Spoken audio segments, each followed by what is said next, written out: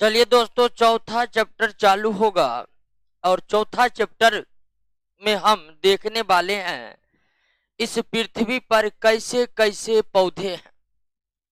आप अपने चारों तरफ अगर पेड़ पौधों को देखे होंगे या देखे हैं तो, और देखे ही होंगे, इसमें कोई शक नहीं है कि कोई कहेगा कि हम पेड़ पौधे नहीं देखे हैं। तो आप जो अपने आसपास के पेड़ पौधे देखते हैं, बेशक सारे पेड़ पौधे एक जैसे तो है नहीं, है एक जैसे नहीं होते। कुछ ऐसे पेड़ पौधे हैं जिसमें कभी बीज आप बनते हुए नहीं देखे होंगे, कुछ ऐसे पौधे हैं जिसमें कभी फल लगते हुए आप नहीं देखे होंगे, कुछ ऐसे भी पौधे हैं जो काफी छोटे होते हैं, कुछ ऐसे भी पौधे हैं जो काफी थोड़ा बड़े होते हैं, और कुछ ऐसे भी पौधे हैं जो वृक्षों के शकल में होते हैं। निश्चित ही सारे पौधे एक जैसे नहीं होते। आखिर इस पेड़ पौधे पर कैसे कैसे पेड़ हैं, उनकी क्या विशेषताएं हैं और वे मानव जाति को क्या फायदे पहुंचा रहे हैं, इसके बारे में हम इसी चैप्टर में डिटेल में पढ़ने वाले हैं। यानी कि इस चैप्टर में पूरी तरह से हम पौधों की दुनिया की सैर करने वाले हैं, और इस चैप्टर को पढ़कर आपको पूरी तरह से समझ में आ जाएगा कि कैसे कैसे पेड़ पौधे इस पृथ्वी पर है। लेकिन उससे पहले हमें कुछ सामान्य जानकारियां हासिल करना पड़ेगा कि क्लासिफिकेशन क्या है। दोस्तों, पृथ्वी के निर्माण होने के बाद इस पर निर्माण होने की प्रक्रिया जो शुरू हुई वो थी सजीव चीजों की, यानी कि लिविंग थिंग्स की। पृथ्वी की निर्माण प्रक्रिया अपने आप में अद्भुत है, जटिल है और काफी ज्यादा विस्तृत है, जिसको आप भूगोल में पढ़ते होंगे। पृथ्वी के निर्माण के बाद कई सालों तक, कई करोड़ों वर्षों तक तो पृथ्वी को ठंडा होने में लगा, और जब पृथ्वी पूर्ण रूप से ठंडा हो गया तब वहां पर सजीवों की उत्पत्ति होना शुरू हुआ। और सजीवों की जब उत्पत्ति पृथ्वी पर होना शुरू हुआ तो एक एक करके कई सारे जातियां पृथ्वी पर विकसित होते गए क्रमिक रूप से। आज जो आप पृथ्वी पर इतने सारी जातियां का जीव जंतु पेड़ पौधे देखते हैं, वे सब पृथ्वी पर एकाएक नहीं आ गए। वे सब कैसे आए? वे सब धीरे धीरे क्रमिक रूप से, अर्थात पहले बंदर आए, करोड़ों वर्षों तक बंदर रहे, उसी में परिवर्तन होकर मानव की उत्पत्ति हुई इस पृथ्वी पर। तो पृथ्वी पर जितने भी टाइप के हम जीव जंतु पेड़ पौधे देखते हैं, सब एक साथ विकसित नहीं हुए, सब क्रमिक रूप से विकसित हुए हैं, और सब एक जाति से ही दूसरे जाति का क्या हुआ? विकास हुआ। आखिर पृथ्वी पर भिन्न भिन्न सजीवों की उत्पत्ति कैसे हुई और उनका विकास कैसे हुआ, ये पढ़ने के लिए एक अलग चैप्टर है जिसका नाम है इवोल्यूशन ऑफ लाइफ, यानी जीवन की उत्पत्ति। उसमें हम डिटेल से पढ़ेंगे। लेकिन आज इस पृथ्वी पर सजीवों की 1.8 मिलियन जातियों को हमारे वैज्ञानिकों ने खोज निकाला है। 1.8 मिलियन जाति को, और 1.8 मिलियन जाति में दोस्तों पौधा भी शामिल है, और इसमें पौधा का भी जाति शामिल है, और इसमें जंतु का भी शामिल है। हालांकि 1.8 मिलियन में 70% कौन है? सिर्फ पौधा है। 70% क्या है? सिर्फ पौधा है। बाकी 28% क्या, सॉरी 70% जंतु है, 28% क्या है? पौधा है, और 2% जो है आपका क्या है इस पृथ्वी पर? सूक्ष्म जीव। तो वर्तमान में इस पृथ्वी पर कितनी जातियां के जीव जंतु पेड़ पौधे निवास कर रहे हैं? 1.8 मिलियन, यानी कि 10 से गुना कर दीजिए, 18 लाख हो जाएगा।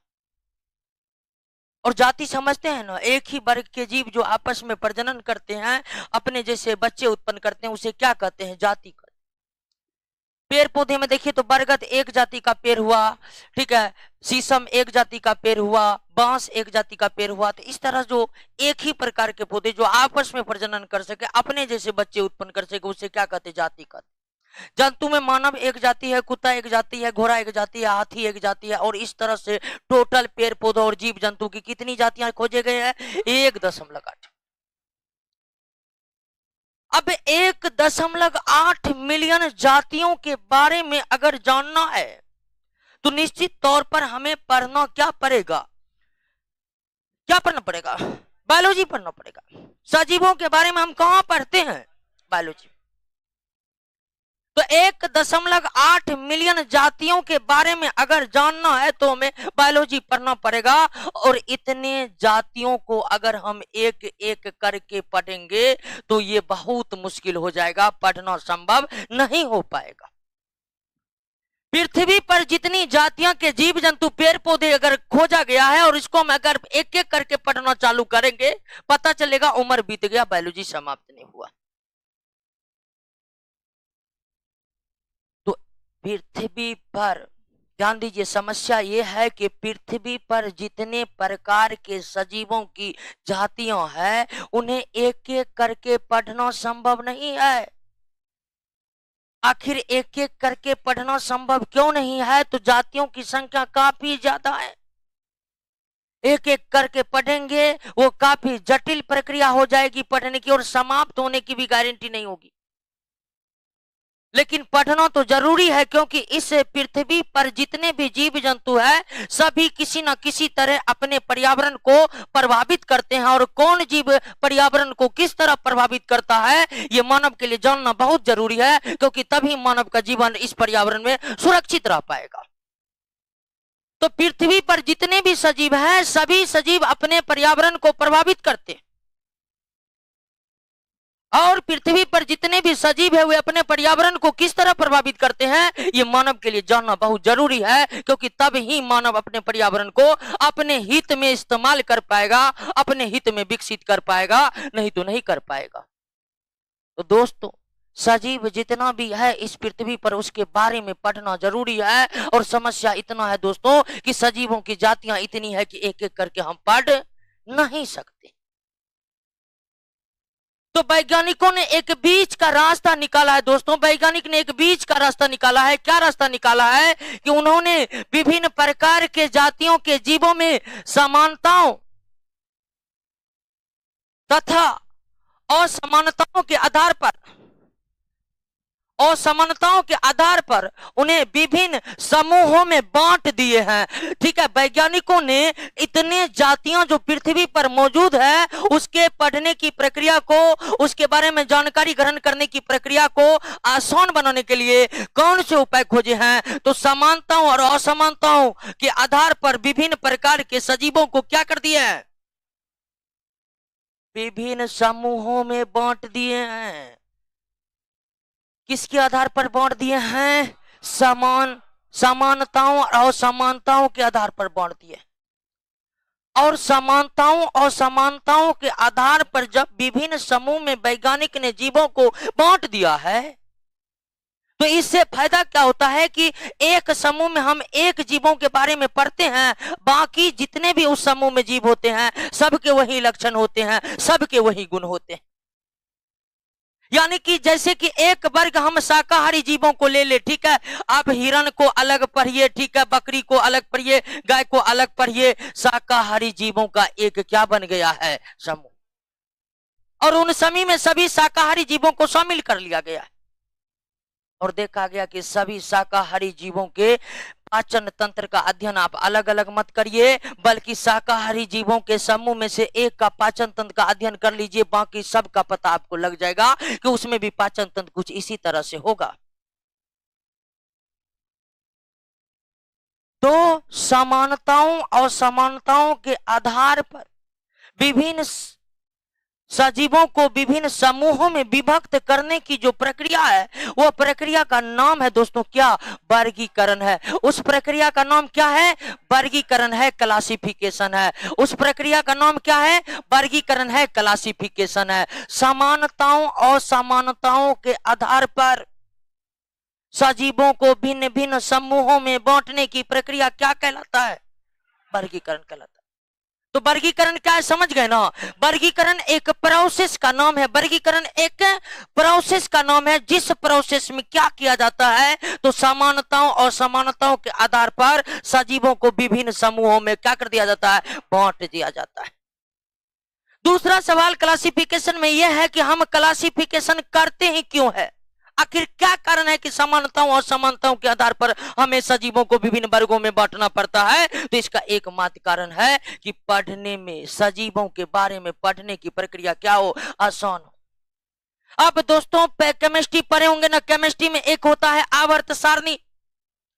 ठीक है, आवर्त सारणी होता है, आवर्त सारणी में क्या होते हैं, वर्ग होते हैं। ठीक है, जैसे वर्ग 17 पढ़े हैं, वर्ग 17 में हेलोजन को रखा गया है और हेलोजन में फ्लोरीन है, क्लोरीन है, ब्रोमीन है, आयोडीन है, तो ये सब आप जानते हैं।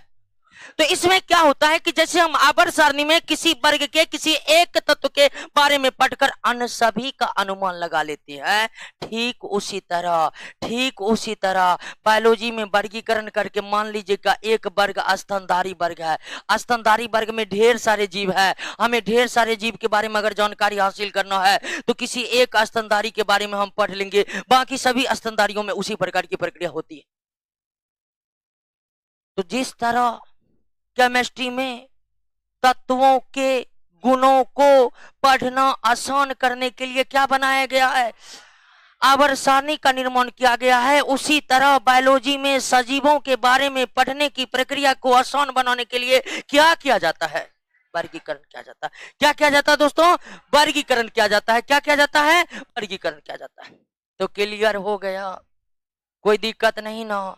सबसे पहली बात समझिए कि पृथ्वी पर ढेर सारा जातियां खोज लिया गया, उतनी जाति के सजीवों को एक एक करके पढ़ना संभव, पढ़ने की प्रक्रिया, जातियों के बारे में पढ़ने की प्रक्रिया को आसान बनाने के लिए हमारे वैज्ञानिक को जीवों को सजीवों को समानताओं और समानताओं के आधार पर विभिन्न समूह में बांटते हैं, और विभिन्न समूहों में बांटना क्या कहलाता है, वर्गीकरण कहलाता है। तो वर्गीकरण समझ गए ना क्या है और क्यों किया जाता है। अब ध्यान दीजिए कि वर्गीकरण का अध्ययन, क्लासिफिकेशन का अध्ययन विज्ञान के जिस शाखा में हम करते हैं उस शाखा का नाम क्या है, वर्गीकी है। उस शाखा का नाम क्या है, वर्गीकी है, यानी कि क्या है, टैक्सोनॉमी। वर्गीकरण का अध्ययन विज्ञान के जिस शाखा में होता है उसका नाम क्या है, वर्गीकरण या क्लासिफिकेशन का अध्ययन जिस शाखा में किया जाता है उसका नाम क्या है, टैक्सोनॉमी। ध्यान दीजिए, क्लासिफिकेशन एक प्रोसेस है जबकि टैक्सोनॉमी विज्ञान की एक शाखा है। क्लासिफिकेशन एक प्रोसेस है जबकि टैक्सोनॉमी विज्ञान का एक शाखा है। क्लियर हो गया, बात समझ गए ना। ध्यान दीजिए एक बार, समानताओं और समानताओं के आधार पर जीवों को विभिन्न समूहों में बांटने की प्रक्रिया, जिससे जीवों के बारे में पढ़ना आसान हो जाए, उसे क्या कहते हैं, क्लासिफिकेशन। क्लासिफिकेशन का अध्ययन विज्ञान के जिस शाखा में किया जाता है उसे क्या कहते हैं, टैक्सोनॉमी कहते हैं। और टैक्सोनॉमी की शुरुआत या जीवों का या सजीवों का क्लासिफिकेशन करने की शुरुआत किसने की थी, तो कैरोलस लिनियस ने की थी। किसने की थी दोस्तों, कैरोलस लिनियस ने की थी। किसने की थी, कैरोलस लिनियस ने की थी। टैक्सोनॉमी की स्थापना, टैक्सोनॉमी की स्थापना या वर्गीकरण की शुरुआत किस वैज्ञानिक के द्वारा किया गया था, कैरोलस लिनियस के द्वारा किया गया था। किसके द्वारा किया गया था दोस्तों, कैरोलस लिनियस के द्वारा किया था। कैरोलस लिनियस ने एक पुस्तक लिखा था और पुस्तक का नाम था सिस्टीमा नेचुरी। ठीक है, सिस्टीमा नेचुरी यानी कि सिस्टीमा नेचर पढ़ते हैं इसको, कैरोलस लिनियस की पुस्तक। सिस्टीमा नेचर नामक पुस्तक किसने लिखा है दोस्तों, और ये वही पुस्तक है, और यह वही पुस्तक है दोस्तों जिसमें पहली बार कैरोलस लिनियस ने क्लासिफिकेशन के बारे में बतलाया, या वही पुस्तक है जिस पुस्तक के प्रकाशित होने के बाद विज्ञान के क्षेत्र में एक नए चैप्टर का उदय हुआ जिसका नाम पड़ा क्या, टैक्सोनॉमी। तो टैक्सोनॉमी विज्ञान की शाखा है और इसे स्थापित करने का श्रेय किसको जाता है, कैरोलस। या वर्गीकरण की वैज्ञानिक शुरुआत किसने की थी, कैरोलस ने। हालांकि वर्गीकरण की शुरुआत सबसे पहले अरस्तु ने किया था। किसने किया था, अरस्तु ने किया था। वर्गीकरण की शुरुआत अरस्तु ने किया था, लेकिन अरस्तु ने जो जीवों को बंटवारा किया था वो बंटवारा किसके आधार पर किया था, वास स्थान पर क्या था, अर्थात जो जीव एक जगह रहते हैं उसे एक समूह में रख दिया गया था। जल में रहने वाले सभी जीव एक जगह थे, स्थल पर रहने वाले जीव एक जगह थे यानी एक समूह में थे, हवा में रहने वाले जीव एक समूह में थे। क्योंकि वास स्थान पर के आधार पर होने वाला वर्गीकरण वैज्ञानिक वर्गीकरण नहीं था, इसीलिए इस वर्गीकरण को त्याग दिया गया, ज्यादा अरस्तु के वर्गीकरण को मान्यता मिली नहीं।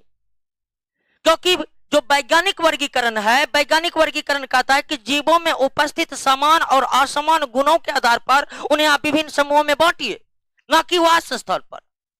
तो क्लासिफिकेशन करने का जो वैज्ञानिक सिद्धांत है, वो सिद्धांत यह कहता है कि आप विभिन्न प्रकार के सजीवों का जो समूह बना रहे हैं, वो समूह किस आधार पर बनाइएगा? तो समूह समान और असमान गुणों के आधार पर बनाइएगा। अर्थात समान गुण वाले जीवों को आप एक समूह में रखिए, असमान गुण वाले जीवों को आप अलग अलग समूहों में रखिए। यह है क्लासिफिकेशन करने का वैज्ञानिक तरीका, वैज्ञानिक मतलब स्रोत। लेकिन अरस्तु ने जो वर्गीकरण किया वो किस आधार पर किया? इसलिए अरस्तु के द्वारा किया गया वर्गीकरण वैज्ञानिक वर्गीकरण नहीं था, इसीलिए इसका कोई वैल्यू नहीं हुआ। तो वर्गीकरण का वैज्ञानिक शुरुआत यानी वैज्ञानिक आधार पर सजीवों की वर्गीकरण की शुरुआत किसने की? टैक्सोनॉमी की स्थापना किसने की? कैरोलस लिनियस ने अपने वर्गीकरण के बारे में जानकारी किस पुस्तक में दी? और कैरोलस लिनियस ने जो बंटवारा किया था, वर्गीकरण किया था, उनके वर्गीकरण में उन्होंने समस्त सजीव को, ठीक है, पृथ्वी पर पाए जाने वाले समस्त सजीव को, ठीक है, समस्त सजीव को दो भागों में बांटा, ठीक है, प्लांट किंगडम, ठीक है, समस्त सजीवों को कितने भागों में बांटा दोस्तों? दो भागों में, प्लांट किंगडम, ठीक है, क्या? Plant kingdom. और दूसरा क्या? यानी कि सिस्टीमा नेचुरी पुस्तक में, ठीक है, सिस्टीमा नेचुरी पुस्तक में जो कैरोलस लिनियस ने, सिस्टीमा नेचुरी पुस्तक में जो कैरोलस लिनियस ने वर्गीकरण किया था सजीवों को, तो उन्होंने पूरे सजीव को कितने भागों में बांटा? दो भागों में बांटा, पौधा में और जंतु में। उन्होंने कहा कि बस यही सजीव है पृथ्वी। लेकिन दोस्तों उन्होंने सिर्फ दो भागों में बांटा। लेकिन कैरोलस लिनियस के बाद कहीं ऐसे जीवों का खोज हुआ जो ना तो पौधे में स्थान पा रहे थे और न ही एनिमल में स्थान पा रहे थे।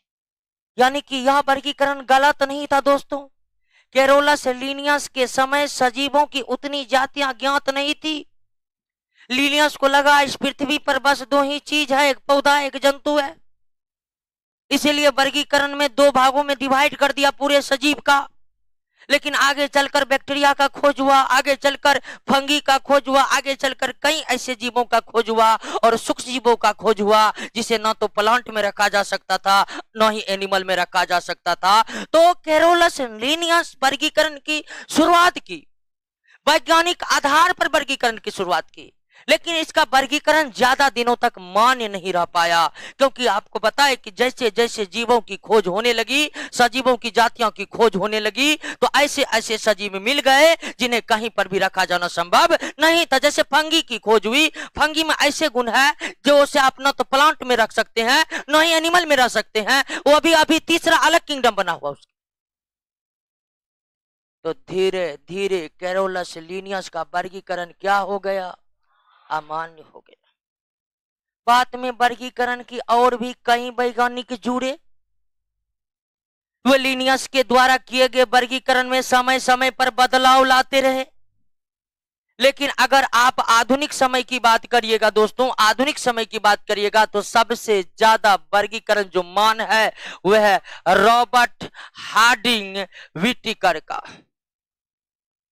रॉबर्ट हार्डिंग ये एक महान पर्यावरणविद थे, महान इकोलॉजिस्ट थे, और वर्तमान समय में सजीवों की वर्गीकरण की जो सबसे मान्य विधि है, जिसका वर्गीकरण अमेरिका से लेकर रूस और भारत से लेकर नेपाल तक मान्य है दोस्तों, वो वर्गीकरण किसका किया हुआ है?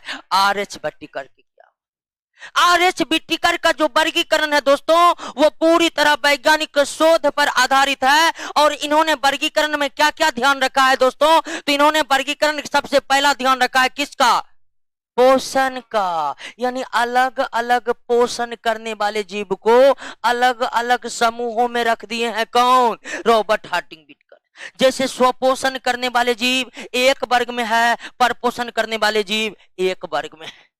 तो वर्गीकरण का जो आधार है रॉबर्ट हार्डिंग व्हिटेकर का, उसमें पहला आधार क्या रखे हैं? पोषण का। दूसरा आधार रखे हैं कोशिका के प्रकार का, कोशिका के प्रकार का, कि कोशिका यूकैरियोटिक है कि कोशिका प्रोकैरियोटिक है। इन्होंने प्रोकैरियोटिक के लिए अलग वर्ग बनाए और यूकैरियोटिक के लिए अलग वर्ग बनाए। और दूसरा तीसरा रॉबर्ट हार्डिंग व्हिटेकर के वर्गीकरण में जो तीसरा आधार लिया गया था, वो लिया गया था दोस्तों क्या?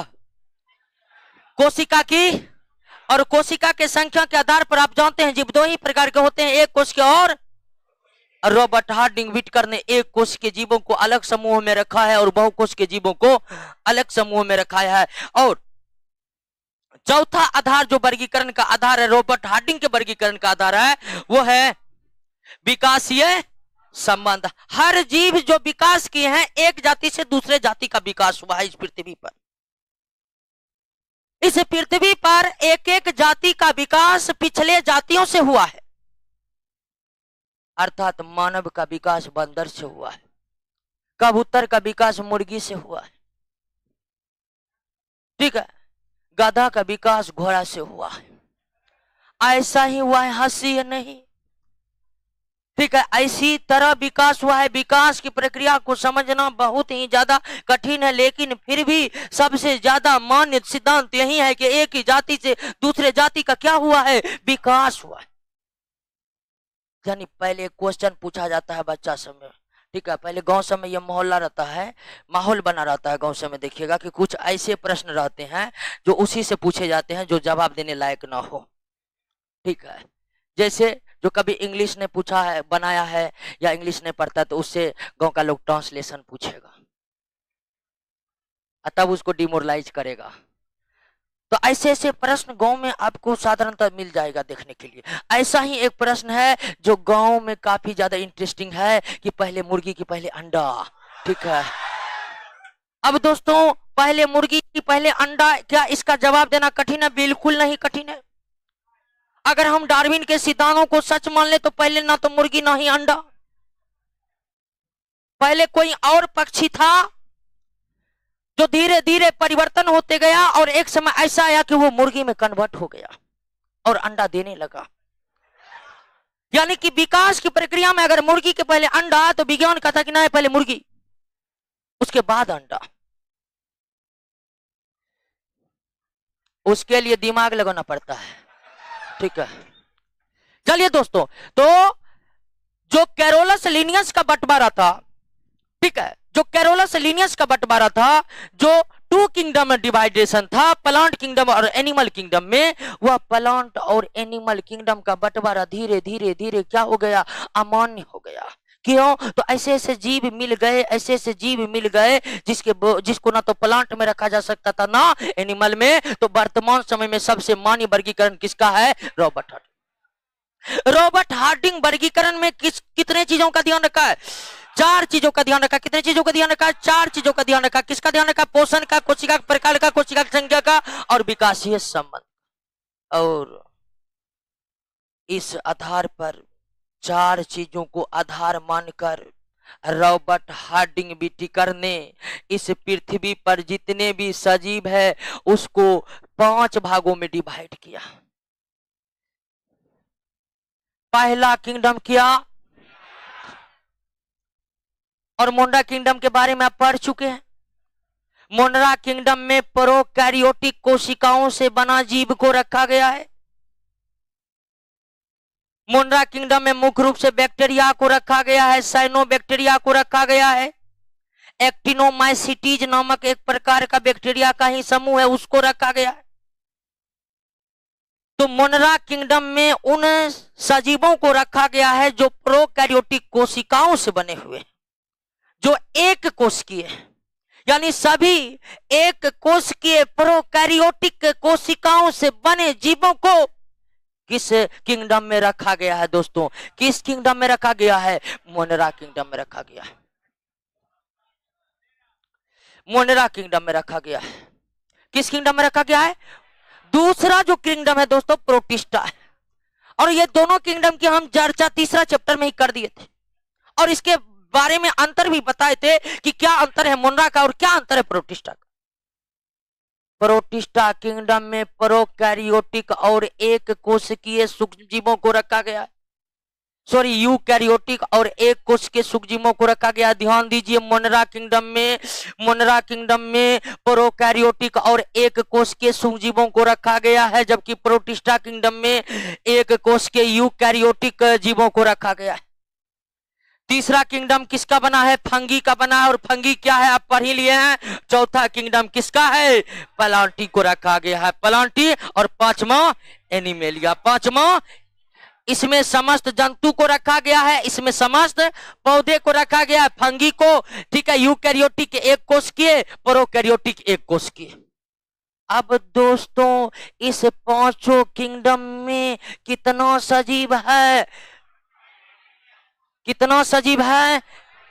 1 और 1.8 मिलियन, 1.8 मिलियन सजीवों के जातियों को क्या आप एक एक करके पढ़ सकते हैं? नहीं पढ़ सकते। लेकिन क्या आप 5 को पढ़ सकते हैं? और इसी 5 में समाहित है कितने जाति का सजीव?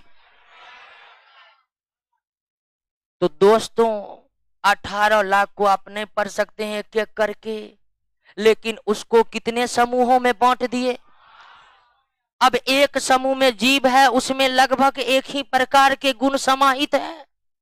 हम 5 के बारे में पढ़ेंगे और अंदाज कितने के बारे में लगेगा? 5 के बारे में पढ़िए और कितने के बारे में अंदाज लगाइए। है ना गजब का चीज। और इसी गजब के चीज का नाम है क्लासिफिकेशन। क्लासिफिकेशन में इतना पावर है दोस्तों कि आप 1.8 मिलियन सुनकर जो बेहोश हो रहे थे, इसको ले आए हैं कितने पर? 5 पर है। यही है क्लासिफिकेशन का टॉनिक। टॉनिक मारिए, 1.8 बन गया 5। 1.8 में मिलियन में घबरा रहे हैं तो 5 को पढ़िए। अब कहिएगा हम 5 को पढ़कर कैसे जानेंगे इतने बारे में? बिल्कुल जानिएगा, पहले पढ़िए तो सही। तो है ना गजब का चीज क्लासिफिकेशन। और क्लासिफिकेशन का अध्ययन विज्ञान के जिस शाखा में हम करते हैं उसका नाम क्या है? टैक्सोनॉमी। कभी कभी दोस्तों वर्गीकरण और वर्गीकी में अंतर ही नहीं बुझाता है। ध्यान दीजिए, 2 शब्द एक ही तरह के थे, वर्गीकरण और वर्गीकी। बहुत को लगेगा कि दोनों एक की चीज है, दोनों में आसमान धरती का फर्क है, दोनों को दोनों से कोई मतलब नहीं। यानी क्लासिफिकेशन प्रोसेस एक तरीका है। क्या तरीका है? तो समूह बनाने का तरीका। जबकि टैक्सोनॉमी वर्गीकी विज्ञान की क्या है? शाखा।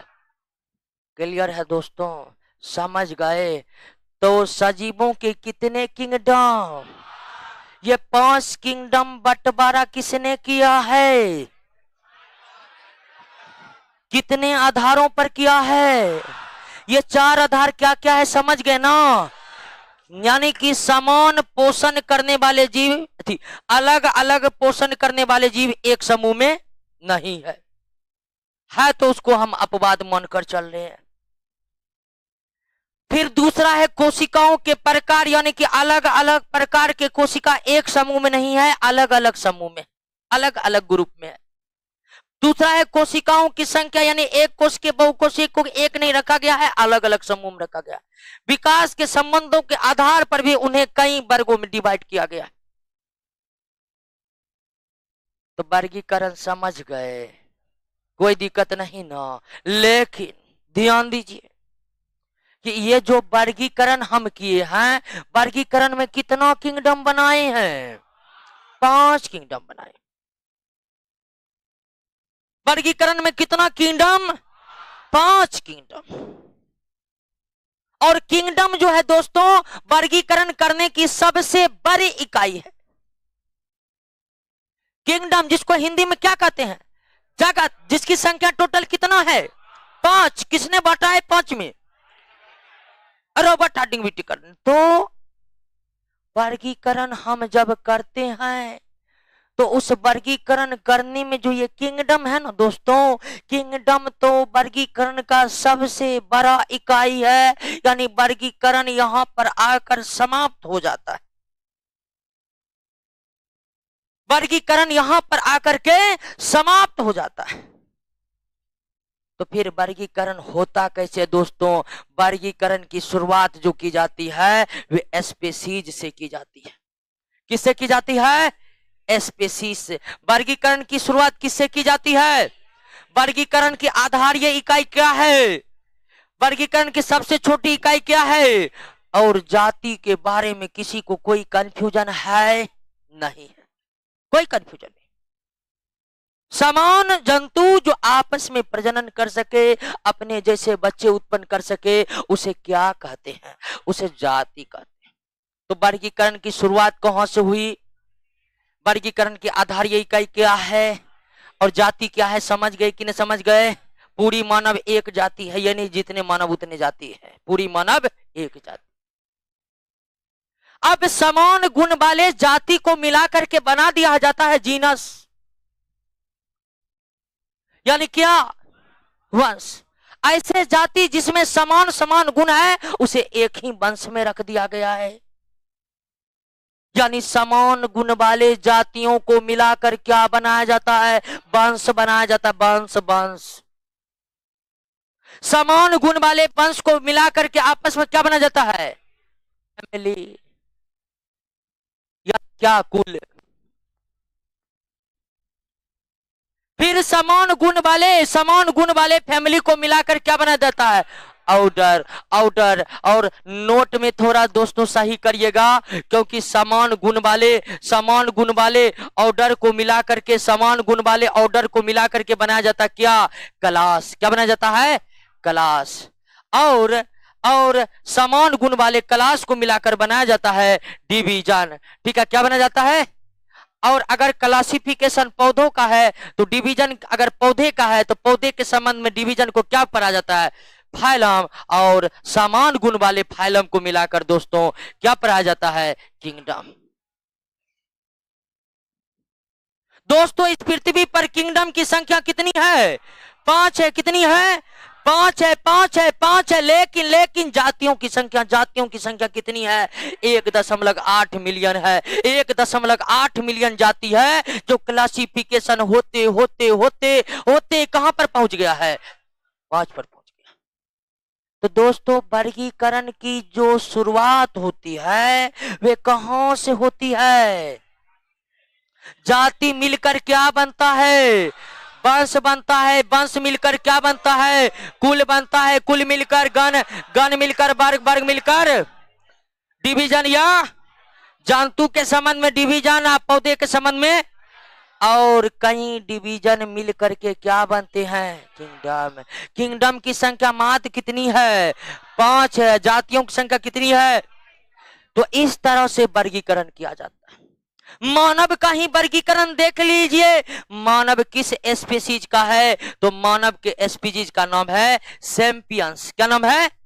सैपियंस। मानव किस वंश का है? किस जाति का है? सैपियंस जाति का है। मानव किस वंश का है? होमो वंश का है। मानव किस वंश का है? होमो वंश का है। मानव के कुल का क्या नाम है? होमोनिडी। मानव के कुल का नाम क्या है? होमोनिडी। मानव के कुल का नाम क्या है दोस्तों? होमोनिडी। मानव के कुल का नाम होमोनिडी है। मानव के गण का नाम प्राइमेट है दोस्तों। क्या है? प्राइमेट्स है। मानव का गण का क्या नाम है? प्राइमेट्स है। प्राइमेट्स है। और मानव किस क्लास में है? तो मानव मेमेलिया क्लास में है। मानव किस क्लास में है? मेमेलिया क्लास में है। मानव किस क्लास में है? मेमेलिया क्लास में है। और मानव मेमेलिया क्लास है। अब मानव का जो डिवीजन है उसका नाम है कोरडाटा। क्या नाम है? कोरडाटा।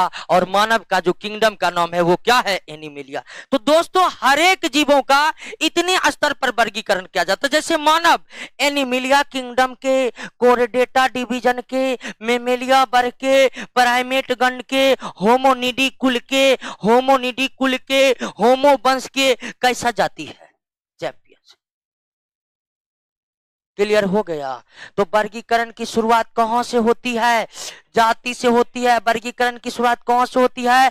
जाति से होती है। कहां पर खत्म होता है? किंगडम पर खत्म होता है। जाति से शुरू होती है, कहां पर खत्म होता है? किंगडम होता है। अब दोस्तों ध्यान दीजिए,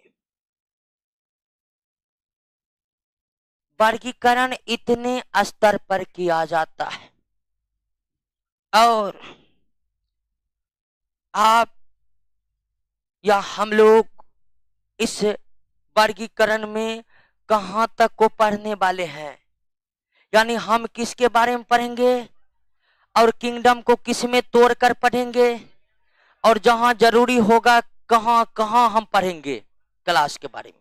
यानी हम लोग किंगडम के बारे में तो समान रूप से जान गए ना, तो हम लोग किंगडम के अब फाइलम के बारे में पढ़ेंगे। जो फाइलम बहुत इंपॉर्टेंट होगा, उस फाइलम के वर्गों के बारे में पढ़ेंगे। लेकिन क्लासिफिकेशन का जो ये वाला स्टेप है, गण, कुल, वंश और जाति, इसके बारे में नहीं पढ़ेंगे क्योंकि ये सिलेबस में नहीं है। फिर अगर आप मेडिकल का तैयारी कोई किए होंगे, 11th क्लास में 1.5 महीना इसी का क्लास चलते रहता है, बच्चा क्लासिफिकेशन पढ़ते रहता है।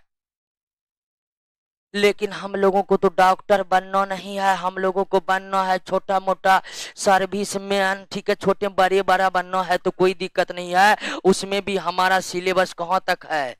क्लास तक।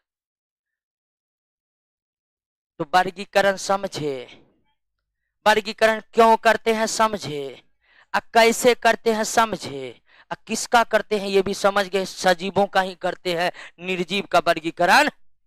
निर्जीव के लिए केमिस्ट्री में पेरियोडिक टेबल है, या यूं कहिए केमिस्ट्री में जितना पेरियोडिक टेबल का महत्व है ना, उतना ही महत्व बायोलॉजी में क्लासिफिकेशन का है। तत्वों के गुणों का अध्ययन आसान बनाने के लिए केमिस्ट्री में पेरियोडिक टेबल का सहारा लिया जाता है, और सजीवों के अध्ययन को आसान बनाने के लिए बायोलॉजी में किसका सहारा लिया जाता है? क्लासिफिकेशन का सहारा लिया। किसका? क्लासिफिकेशन। क्लियर है दोस्तों? यहां तक समझ गए ना? वर्गीकरण की सबसे छोटी इकाई क्या है? जाति। और नोट में जो क्लास छूट गया था देख लिए ना, एक बार पुनः मिला लीजिए दोस्तों, एक बार पुनः मिला लीजिए, ठीक है, एक बार पुनः मिला लीजिए। बहुत चीज नोट में गलत दे देते हैं ताकि बाहरी लड़का कोई जल्दी ज्यादा फायदा ना उठा ले। दोस्तों जाति मिलकर के क्या बनाता है? जीनस। जीनस मिलाकर फैमिली, मिलकर ऑर्डर, मिलकर क्लास, मिलकर डिवीजन, मिलकर बड़ी इकाई किंगडम, छोटी इकाई, और इसको आधार इकाई भी कहते क्योंकि यहीं से शुरू होता है वर्गीकरण। अब दोस्तों वर्गीकरण करने से बड़का टेंशन टल गया।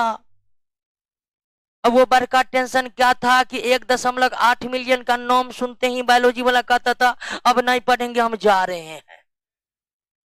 तो उसको हमने कितना पर ला दिया? 5 पर। अब 5 जैसे ही बोलिएगा कहेगा कि हम बायोलॉजी पढ़ेंगे और कुछ नहीं पढ़ेंगे, क्योंकि अब हो गया 5। तो ये है क्लासिफिकेशन करने का अद्भुत चमत्कार। 8 मिलियन, 1.8 मिलियन को हम 5 पर ले आए। लेकिन क्लासिफिकेशन कर देने के बाद भी बायोलॉजी के क्षेत्र में एक बहुत बड़ा गड़बड़ी उत्पन्न हो जा गया। क्लासिफिकेशन को अच्छी तरह से समझने के बावजूद विज्ञान के क्षेत्र में, खासकर जीव विज्ञान के क्षेत्र में एक बड़ी समस्या उत्पन्न हो गई। और वो बड़ी समस्या की क्या थी जानते हैं दोस्तों? एक ही पौधा का अलग अलग नाम अलग अलग देशों में, और तो और एक ही देशों में एक पौधा का कई नाम। आप जानते हैं एक सब्जी होता है जिसको पटना में नेनुआ कहा जाता है, आप मधेपुरा जाइएगा ना उसको झींगा कहा जाता है, ठीक है। अब पता नहीं उसको पूर्णिया में कुछ और कहा जाता है, गया चल जाएंगे कुछ और कहा जाएगा, ठीक है। तो दोस्तों ध्यान दीजिए दोस्तों, यानी कि एक ही पौधा है, कहीं पर कुछ, कहीं पर कुछ, कहीं पर कुछ। एक ही पौधा का भिन्न भिन्न क्षेत्रों में अलग नाम और भिन्न भिन्न देशों में तो और अलग अलग नाम। इंग्लैंड चल जाइएगा, कहिएगा भिंडी का भुजिया चाहिए, भिंडी का भुजिया चाहिए, कोई नहीं बुझेगा। लेडीज फिंगर चाहिए तब बुझेगा। ठीक है, तो दोस्तों लेडीज फिंगर ने बोलते हैं।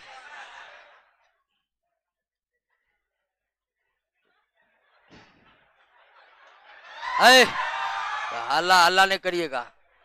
ठीक है, ध्यान दीजिए दोस्तों, तो एक ही पौधा अलग अलग नाम, एक ही पौधा अलग अलग नाम।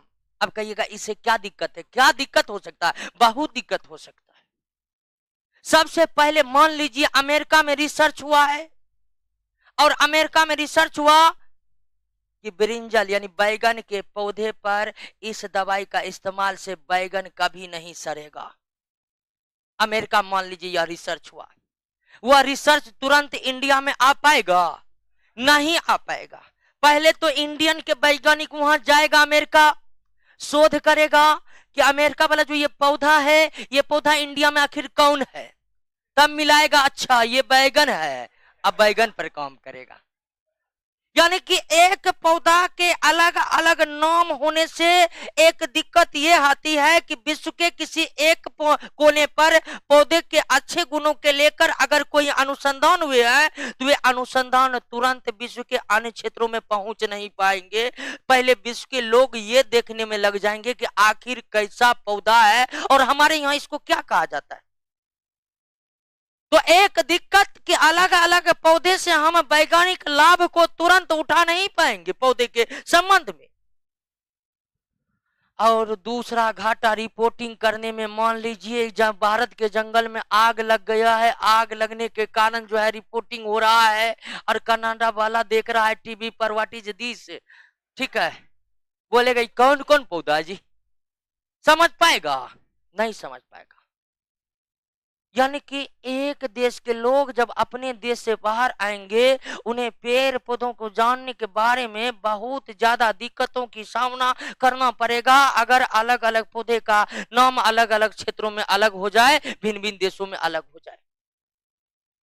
एक ही पौधे के अलग अलग नाम के कारण जब विज्ञान के क्षेत्रों में अनुसंधान करने में जब कई तरह के जटिलताओं का सामना किया जाने लगा, तो देश भर विश्व भर के वैज्ञानिक एकजुट हुए। विश्व भर के एकजुट हुए वैज्ञानिक, जीव वैज्ञानिक एक जगह पर बैठे और सब आपस में विचार किए कि पौधा को अपने अपने क्षेत्र में जो कहना है कहिए, कोई रोक टोक नहीं है, लेकिन एक पौधा का कोई एक ऐसा नाम रखा जाए जो पूरे विश्व में क्या हो, एक।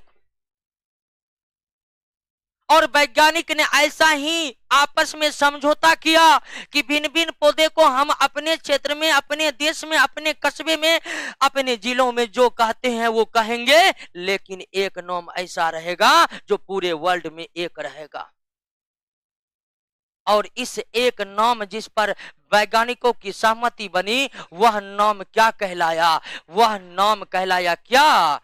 वैज्ञानिक नाम, या पौधों के संदर्भ में बोटनिकल नेम भी कहते हैं, वानस्पतिक नाम भी कहते हैं।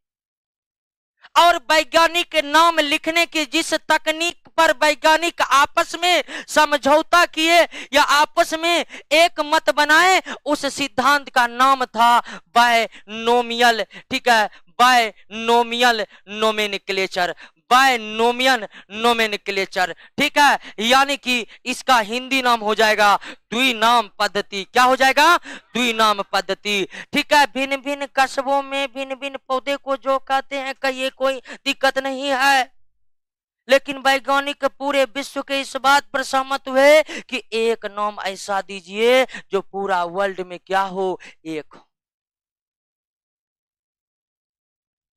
और एक जाति के पौधे को, एक जाति के जीवों को एक नाम देने के लिए एक तकनीक विकसित की गई, जिसके आधार पर जीवों का एक नाम लिखने का प्रस्ताव पर मुहर लगा।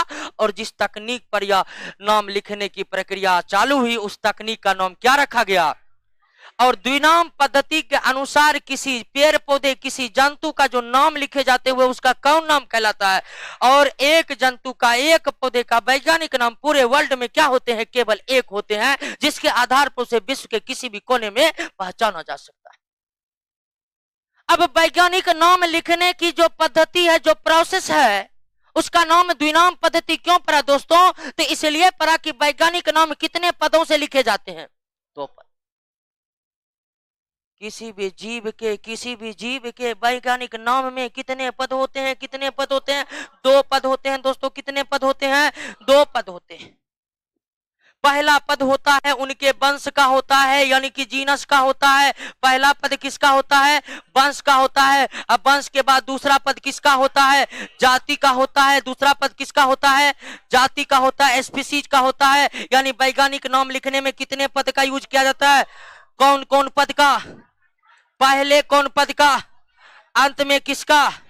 जाति का। जैसे जैसे जैसे आप जानते हैं कि धान का वैज्ञानिक नाम क्या है? ओरजिया सटाइबा नाम है। धान का वैज्ञानिक नाम क्या है? ओरजिया सटाइबा। तो धान के वंश का नाम क्या है?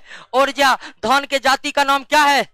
सटाइबा है। धान के जाति का नाम क्या है? सटाइबा। और दोस्तों नाम लिखने का तरीका है कि ओ को हम कैपिटल में लिखेंगे, आर को स्मॉल में, वाई को स्मॉल में, जेड को स्मॉल में, एस को भी स्मॉल में। अगर एस को कैपिटल कर देंगे तो ये वैज्ञानिक नाम लिखने का गलत तरीका है। वैज्ञानिक नाम में कैपिटल में सिर्फ वंश का पहला अक्षर लिखते हैं। वैज्ञानिक नाम जब हम कहीं पर लिखते हैं तो सिर्फ वंश का पहला कैपिटल अक्षर लिखते हैं। उसके बाद सारा क्या होता है? वंश और जाति के बीच हम स्पेस छोड़ते हैं, और स्पेस के बाद जब जाति का भी नाम शुरू करते हैं वो भी आपको स्मॉल लेटर में करते हैं। किस लेटर में करते हैं? स्मॉल लेटर में करते हैं। तो वैज्ञानिक नाम जिस पद्धति पर लिखा जाता है उसे क्या कहते हैं? द्विनाम पद्धति कहते हैं। क्या कहते हैं? वैज्ञानिक नाम जो द्विनाम पद्धति के द्वारा लिखे जाते हैं उसमें कितने पद होते हैं? 2 पद होते हैं। कौन कौन पद होते हैं?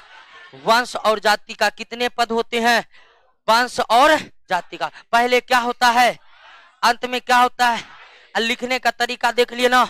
सिर्फ वंश का पहला लेटर कैपिटल होगा, उसके बाद सारा स्मॉल लेटर होगा, अब बीच में वंश और जाति के बीच में क्या होगा? क्लियर हो गया? समझ गए? और कहीं ऐसे पौधे का वैज्ञानिक नाम आपके नोट में दिया हुआ है। देखिए दोस्तों, वैज्ञानिक नाम को देखिए और उसको क्या कर लेना है? याद कर लेना है। ठीक है? और रोज एक एक याद करना है। निश्चिंत रहिए, परीक्षा तक सब याद हो जाएगा। रोज सिर्फ कितना याद करना है? 1 याद करना है।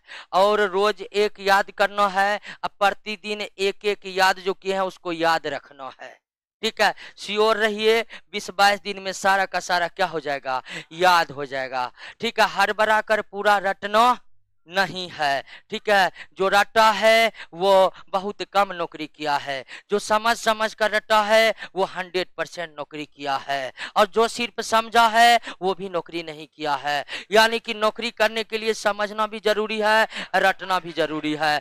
दोनों चीज जरूरी है, और इन दोनों चीज को करने के लिए बैठना जरूरी है। यानी कि अगर आपको नौकरी करना है तो सबसे इंपॉर्टेंट है बैठना, कि आपको बैठने का कुव्वत कितने घंटे का है। बहुत को बैठने का ही कुव्वत नहीं होता है, और धरफराते रहेगा, हमको पढ़ने में मन नहीं लगता है। अरे तुमको बैठने ही नहीं आता है तो कहाँ से पढ़ेगा? तो दोस्तों, जनरल कंपटीशन में सिर्फ पढ़ना इंपॉर्टेंट नहीं है, बैठना भी इंपॉर्टेंट है। और कई लोगों को हम मिला देंगे जिसको बैठने नहीं आता है, बैठेगा 10 मिनट के बाद चाय दुकान दौड़ेगा। ठीक है? चाय दुकान पर खड़ा रहेगा, फिर रूम जाने से डरेगा कि वहां पर बैठना पड़ेगा, इसीलिए चाय दुकान पर और 5 घंटा रुक जाएगा। यानी कोई लड़का तो उसको बैठने से इतना डर लगता है कि भर दिन चाहिए दुकान पर आता है कि हम रूम जाएंगे हमको बैठना पड़ जाएगा। तो बैठना आप लोग सीखिए पहले। जो बैठ गया वो पढ़ लिया, क्योंकि मोबाइल देखने की भी सीमा है। एक सीमा के बाद आप थक जाइएगा। ठीक है? उसके बाद क्या करिएगा? तो आपको बैठने का आदत है, आप बैठल रहिएगा, मोबाइल से थक जाइएगा, क्या करिएगा? पढ़िएगा, नौकरी होगा दोस्तों। क्लियर है? द्विनाम पद्धति समझे कि नहीं समझे? चलिए ताली मत मारिए। अब दोस्तों क्लासिफिकेशन समझ गए ना? अब आते हैं प्लांट की दुनिया की सैर करते। हम इस चैप्टर में प्लांट का क्लासिफिकेशन पढ़ने वाले हैं। किसका? प्लांट का। और हम आपको बताए थे कि क्लासिफिकेशन वाले चैप्टर में हम जो है किंगडम को बांटेंगे किसमें? फाइलम में। किसमें बांटेंगे? और जो फाइलम इंपॉर्टेंट रहेगा उसको हम क्लास में भी बांटने का कोशिश करेंगे, लेकिन उसके आगे हम क्लासिफिकेशन करने वाले नहीं है, क्योंकि वे हमारे सिलेबस में नहीं है। आइए दोस्तों, क्या पढ़ना है? Plant kingdom.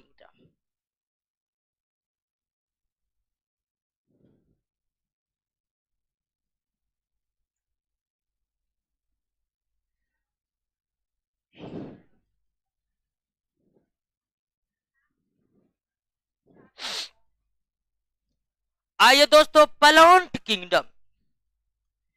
प्लांट किंगडम में कैसे सजीव को रखा गया है? मल्टी सेलुलर को रखा गया है। ठीक है, किसको? यानी कि सारे के सारे प्लांट किंगडम के सजीव कैसे हैं? आपसे पूछ देगा क्या प्लांट किंगडम में कोई प्लांट एक कोशिकीय भी है? नहीं। मोनरा किंगडम में एक कोशिकीय है, प्रोटिस्टा किंगडम में एक कोशिकीय है, लेकिन प्लांटी किंगडम में और एनिमिलिया किंगडम में एक भी एक कोशिकीय जीव। फंगी किंगडम में भी एक कोशिकीय बहुकोशिकीय दोनों है, क्योंकि कुछ फंगी एक कोशिकीय होते हैं, उसको भी फंगी किंगडम में ही रखा गया है। तो प्लांट किंगडम में जितने भी सजीव है, अर्थात जितने भी प्लांट है, सारे के सारे क्या है? और सारे के सारे मल्टी सेलुलर है। इसका मतलब कोई भी यूनिसेलुलर नहीं है। दूसरी विशेषता यह है कि सारे के सारे यूकैरियोटिक कोशिका से बने हैं, कोशी में भी प्रोकैरियोटिक कोशिका नहीं है। और आपको पहले ही बता दिए थे कि प्रोकैरियोटिक कोशिका वाला मात्र एक किंगडम है, और वो किंगडम का नाम है मोनेरा। मोनेरा मोनेरा याद है ना आपको? तो इसमें जो भी है सब किन कोशिका से बने हुए हैं, ठीक है। और इन सब की विशेषता है, इन सब की विशेषता है दोस्तों, ये ऑटोट्रोपिक होते हैं। क्या होते हैं? ऑटोट्रोपिक होते हैं। यानी कि इन सब में कैसा पोषण होता है? स्वपोषण होता है। चौथी विशेषता होती है कि इसमें क्या पाया जाता है? सेल वॉल पाया जाता है। यानी कि क्या पाया जाता है? कोशिका भित्ति पाया जाता है। तो प्लांट किंगडम में प्लांट को रखा गया है। प्लांट किंगडम में प्लांट को रखा गया है। और प्लांट की क्या विशेषता है? प्लांट की विशेषता है कि वे सारे के सारे बहुकोशिकीय होते हैं, कोई भी एक कोशिकीय नहीं होते हैं। वे सारे के सारे यूकैरियोटिक कोशिका से बने होते हैं, यानी कि वो प्रोकैरियोटिक कोशिका से नहीं बने होते हैं। वे सारे के सारे उसमें स्वपोषण होता है, क्योंकि उनके कोशिका में प्लास्टिड है, प्लास्टिड में क्लोरोप्लास्ट है, क्लोरोप्लास्ट के भीतर में क्लोरोफिल है, जिसके कारण सभी के सभी पौधे क्या होते हैं? स्वपोषी होते हैं। और अगली विशेषता की सभी पौधे में क्या होते हैं? Cell wall. और दोस्तों, ये पौधे की वो विशेषता है जो निश्चित ही आप जानते होंगे, ऐसा नहीं कि ये विशेषता आप नहीं जानते होंगे पौधे का। तो पौधे में कितने विशेषता होते हैं? ये सारी विशेषताएं होते हैं। अब इस पूरे प्लांट किंगडम को एक साइंटिस्ट थे जिसका नाम था आइकलर। क्या नाम था? क्या नोट में इस साइंटिस्ट का नाम दिया हुआ है? आइकलर। आइकलर नामक साइंटिस्ट ने, ध्यान दीजिएगा दोस्तों, आइकलर नामक साइंटिस्ट ने पूरे प्लांट किंगडम को 2 फाइलम में विभाजित किया। कितने? 2। क्या? फाइलम। यह है किंगडम। किंगडम बटेगा किसमें? फाइलम में। और ये फाइलम था दोस्तों, ठीक है दोस्तों, फाइलम नहीं, 2 सब किंगडम में, ध्यान दीजिएगा, 2 सब किंगडम में डिवाइड किया। प्लांट किंगडम को आइकलर ने फाइलम में नहीं, 2 सब किंगडम में डिवाइड किया। सब किंगडम हम क्लासिफिकेशन वाला में नहीं लाए थे, लेकिन अभी जान लीजिए कुछ किंगडम इतने बड़े होते हैं कि उन्हें भी छोटे छोटे किंगडम में बांटा जाता है। और जब किंगडम को 2 भागों में, किंगडम के विशेषताओं वाले ही में बांट दिया जाता है, तो उसे सब किंगडम कहते हैं। तो आइकलर ने प्लांट किंगडम को कितने सब किंगडम में बांटा? तो एक का नाम क्रिप्टोगेम्स, ठीक है, क्रिप्टोगेम्स। और दूसरा का नाम दोस्तों फेनरोगैम्स। दूसरा का नाम क्या है? फेनरोगैम्स, ठीक है। प्लांट किंगडम को कितने वर्गों, कितने सब किंगडम में बांटा? क्रिप्टो किसने बांटा? किसने बांटा? आइकलर ने। अब समझिए किस आधार पर बांटा, ठीक है, किस आधार पर बांटा? तो क्रिप्टोगेम में ऐसे पौधे को रखा गया है जिसमें कभी कभी फूल नहीं खिलते हैं, जिसमें ऐसे पौधे जिसमें कभी फूल नहीं खिलते हैं, उसे किस वर्ग में रखा गया है? क्रिप्टोगेम में और दोस्तों, जब फूल नहीं खिलेगा तो फल नहीं बनेगा, फल नहीं बनेगा तो बीज नहीं होगा। तो ऐसे क्रिप्टोगेम में फल और बीज का क्या होता है? अभाव होता है। क्रिप्टोगेम में फल और बीज का क्या होता है? अभाव होता है। फूल और बीज का क्या होता है? अभाव होता है। तो ऐसे सभी पौधे, ध्यान दीजिए, ऐसे सभी पौधे जिनमें कभी ना तो फूल खिलते हैं ना ही कभी फल और बीज लगते हैं, उन सभी पौधे को किस सब किंगडम में रखा गया है? क्रिप्टोगेम में रखा गया है। या किस समूह में रखा गया है? तो किस समूह में रखा गया है? क्रिप्टोगेम में रखा गया है। और दोस्तों, ऐसे कई पौधे आप देखे होंगे, खासकर आप घरों में लगाए जाने वाले, गमलों में लगाए जाने वाले कुछ सजावटी पौधे को जरूर देखे होंगे। उन सजावटी पौधे में कभी फूल नहीं खिलते हैं, लेकिन उनके पत्ते बहुत ही आकर्षक रंग लिए हुए झिलमिलाहट वाले होते हैं, इसीलिए लोग उन्हें दरवाजों पर सुंदरता के लिए लगाते हैं। वे सब पौधे में कभी फूल खिलते हुए आप नहीं देखे होंगे। वो सारे पौधे क्या हैं? अब कुछ पौधे ऐसे हैं दोस्तों जिसमें क्या खिलते हैं? फूल खिलते हैं। अगर फूल नहीं खिलते हैं फिर भी क्या बनते हैं? बीज बनते हैं। तो ऐसे पौधे जिसमें फूल और बीज खिलते हैं उसे किस में रखा गया है? फेनरोगेम में रखा गया। उसे किस में रखा गया है? फेनरोगेम में रखा गया। और ऐसे पौधे जिसमें कभी फूल नहीं खिलते हैं उसे किस में रखा गया? तो प्लांट किंगडम को पहली बार जो 2 भागों में बांटा गया है, किस आधार पर? और क्या आप दोनों प्रकार के पौधे देखे हैं कि न देखे हैं?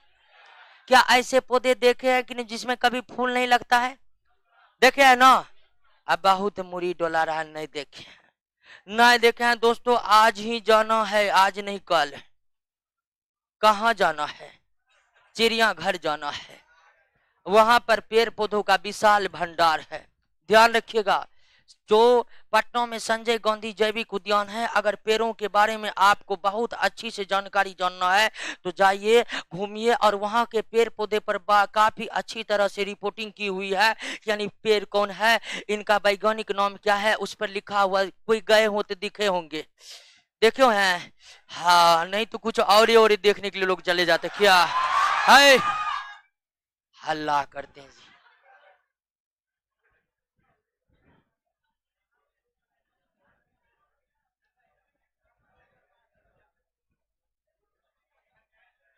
अब दोस्तों ध्यान दीजिए कि क्रिप्टो गेम और फेनरो गेम में बट गया ना। एक बार दोस्तों ध्यान दीजिए, प्लांट किंगडम को हम कितने भागों में बांटे? 2 भागों में बांटे, ठीक है। क्रिप्टो गेम्स, ठीक है, क्रिप्टो गेम्स और फेनरो गेम्स, ठीक है, फेनरो गेम्स। अब ध्यान दीजिए दोस्तों, किस आधार पर बांटे? अब इसमें तो कोई दिक्कत नहीं होगा।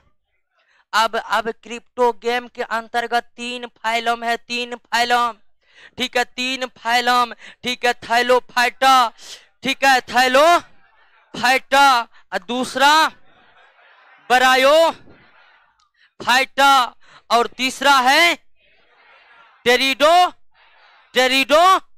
और टेरिडोफाइटा में पी साइलेंट रहता है दोस्तों। पी क्या रहता है? और जो फेनरो गेम है, फेनरो गेम ऐसे पौधे हैं जिसमें फूल बीज होगा कि नहीं होगा? होगा। और इसको 2 भागों में बांटा गया है, एंजियोस्पर्म और एंजियोस्पर्म का, ठीक है, एंजियोस्पर्म का हिंदी नाम है, और हिंदी नाम है आवर्त बीजी। हिंदी नाम क्या है? आवर्त बीजी। और दूसरा है जिम्नोस्पर्म, ठीक है, जिम्नोस्पर्म। और जिम्नोस्पर्म का हिंदी नाम जो है वो है अनावृत बीजी। वो क्या है? अनावृत बीजी। तो इस तरह से फेनरो गेम को 2 और क्रिप्टो गेम को कितने समूह बांटा गया? 3। यानी कि पौधे के अंतर्गत कुल कितने फाइलम है? 5। थैलोफाइटा, ब्रायोफाइटा, टेरिडोफाइटा, जिम्नोस्पर्म और एंजियो। यानी इस पृथ्वी पर कितने फाइलम है पौधे के? और दोस्तों ध्यान दीजिए, थैलोफाइटा, ब्रायोफाइटा, टेरिडोफाइटा क्या है? Crypto game. और आप समझ चुके हैं पहले ही कि क्रिप्टो गेम में फूल और बीज, यानी कि थैलोफाइटा में भी फूल बीज नहीं होगा, बरायोफाइटा में भी फूल बीज नहीं होगा, टेरिडोफाइटा में भी फूल बीज नहीं होगा। यानी थैलोफाइटा, बरायोफाइटा, टेरिडोफाइटा ऐसे पौधे हैं जिसमें कभी बीज नहीं लगेगा, कभी फूल नहीं खिलेगा। और एंजियोस्पर्म और जिम्नोस्पर्म ऐसे पौधे हैं दोस्तों जो इसमें फूल लगेगा, बीज भी होगा। क्लियर हो गया? अब आपको पौधे के बारे में संपूर्ण जानकारी लेना है तो उसके लिए तो बायोलॉजी से ग्रेजुएशन करना पड़ेगा, लेकिन नौकरी के लिए अगर आपको पौधे के बारे में समान जानकारी रखनी है तो निश्चित तौर पर कितने फाइलम के बारे में जानना होगा? 5, थैलोफाइटा, बरायोफाइटा, टेरिडोफाइटा, एंजियोस्पर्म और जिम्नोस्पर्म। आइए तो शुरुआत करते हैं किससे? थैलोफाइटा से। कहिए दोस्तों, कोई दिक्कत यहां तक? पौधों की दुनिया की सैर कर रहे हैं कि ना आप? थैलोफाइटा कहिए। हल्ला नहीं, हाँ पूछिए। क्या? अच्छा, फल नहीं होता है दोस्तों? हल्ला करिए, फल नहीं होता है। ठीक है, कुछ ऐसे पौधे हैं जिसमें फल नहीं होता है लेकिन बीज होता है। फल नहीं होता लेकिन बीज होता है। अब कहिएगा कि हम बीजे को फल समझकर खा लेते हैं, तो फल की अपनी एक परिभाषा है, ठीक है, जिसको हम पढ़ेंगे। कुछ ऐसे पौधे हैं जो बीज हैं, उदाहरण के लिए कि गेहूं क्या है? बीज। उसी का हम भोजन अनाज के रूप में इस्तेमाल करते हैं कि नहीं करते हैं? तो कुछ ऐसे पौधे हैं जिसमें बीज होता है लेकिन फल, जरूरी नहीं कि जिसमें फल होगा उसी में बीज होगा। कई ऐसे पौधे से आपको मुलाकात करेंगे। और छोड़िए ना, पौधे 5 तरह के हैं। 5 तरह के पौधे को देखिए। पहला कौन है? थैलोफाइटा। दोस्तों, थैलोफाइटा में ऐसे पौधे को रखा गया है जिसमें जड़ नहीं होते हैं, जिसमें तनों नहीं होते हैं और जिनमें पत्ती नहीं होती। ऐसे पौधे थैलोफाइटा समूह में ऐसे पौधे रखे गए हैं जिनमें जड़ नहीं है, तनों नहीं है, पत्ती नहीं है। अब कहिएगा जब कुछ है ये नहीं है तो पौधा काहे ले है ये?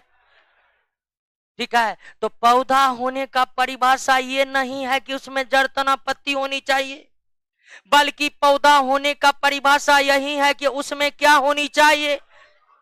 क्लोरोफिल होनी चाहिए और उनके कोशिका में क्या होनी चाहिए? सेल वॉल होनी चाहिए। ये जरूरी है, ध्यान रखिएगा दोस्तों। थैलोफाइटा समूह के पौधे में ऐसे पौधे को रखा गया है जिसमें जड़ नहीं है, तनों नहीं है, पत्ती नहीं है। अब एक बहुत ही विचारणीय प्रश्न आपके मन में आएगा कि जब कुछ है ही नहीं तो ये पौधा क्यों है? तो हमें समझना पड़ेगा कि पौधा की परिभाषा ये नहीं है कि उसमें जड़, तना, पत्ती वाली संरचना हो। पौधा का परिभाषा ये है कि उनके कोशिकाओं में मौजूद क्या हो? क्लोरोफिल हो। उनके कोशिकाओं में मौजूद क्या हो? सेल वॉल हो। ये दोनों ही विशेषता इस थैलोफाइटा समूह के पौधे, जिसमें जड़, तना, पत्ती कुछ भी नहीं है, लेकिन ये 2 विशेषता है, इसीलिए ये पौधा है।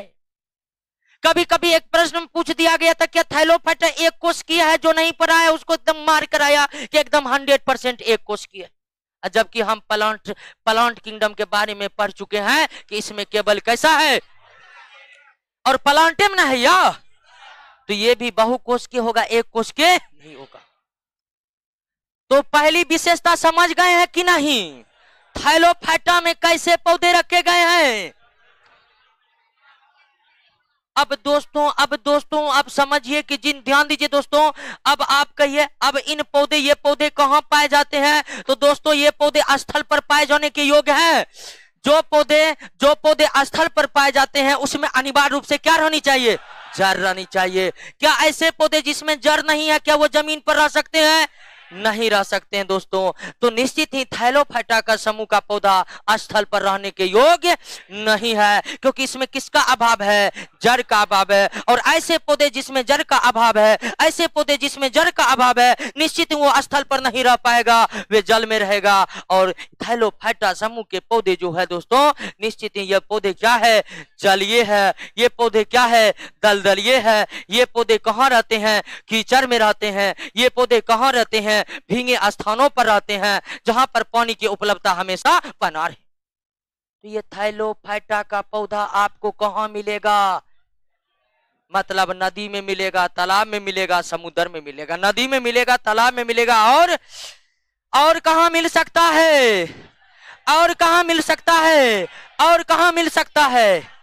लेकिन आप कहिएगा सहारा मरुस्थल में थाइलोफाइटा दिखाओ, क्या वहां पाया जा सकता है? नहीं पाया जा सकता है दोस्तों। ये पौधा वहीं पर रहने का योग्य होगा जहां पर पानी की उपलब्धता इसे बनी रहे, क्योंकि प्रकाश संश्लेषण करने के लिए सिर्फ क्लोरोफिल जरूरी नहीं है, प्रकाश संश्लेषण करने के लिए पानी भी जरूरी है, जल भी जरूरी है। इसलिए ये पौधा केवल उन्हीं जगह पर रहते हैं जहां इन्हें जल की उपलब्धता हमेशा बनी रही। आपने बरसात के समय जमीनों पर हरी हरी परत उगे हुए देखे होंगे, जिसको सामान्य अर्थों में काई कहते हैं। काई कहते हैं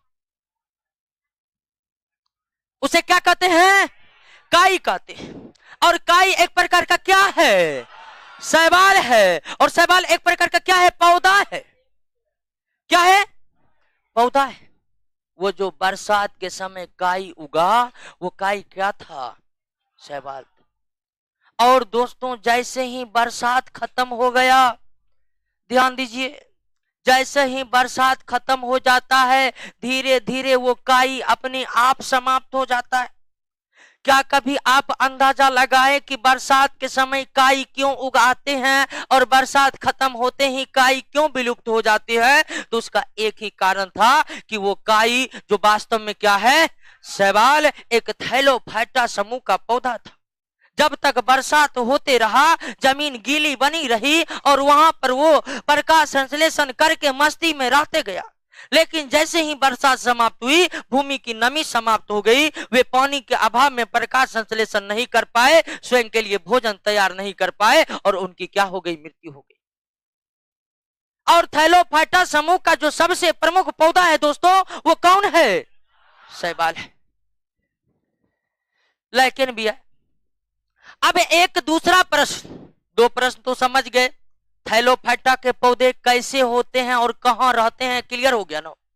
कैसे होते हैं, कहां रहते हैं, इसमें कोई संशय है?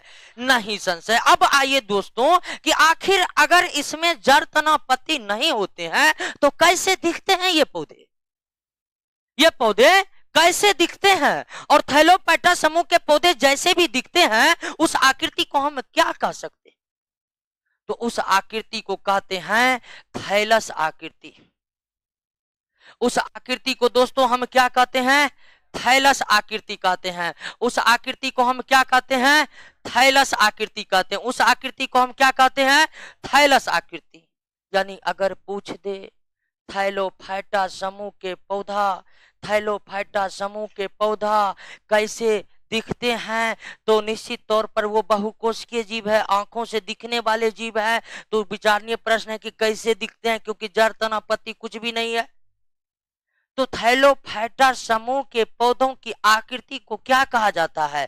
थैलस कहा जाता है, अर्थात थैली के समान कहा जाता है।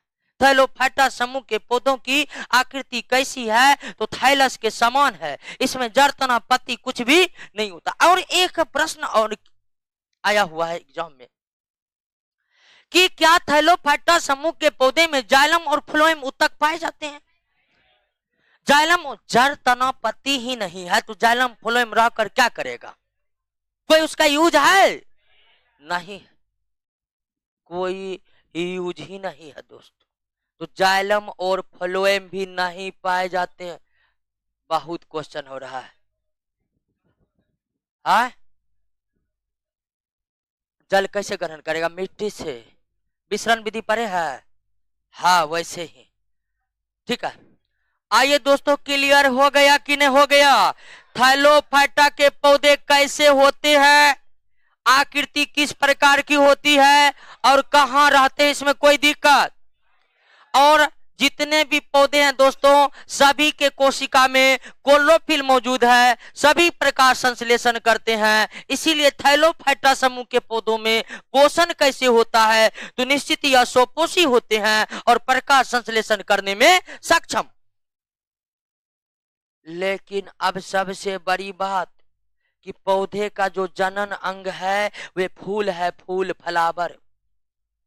फ्लावर पौधे के जनन अंग है, उसी के द्वारा पौधे जनन करते हैं और अपनी संख्या को बढ़ाते हैं। लेकिन हम थैलोफाइटा के बारे में तो पढ़ चुके हैं, थैलोफाइटा के बारे में पढ़ चुके हैं कि इसमें फूल होते ही नहीं है।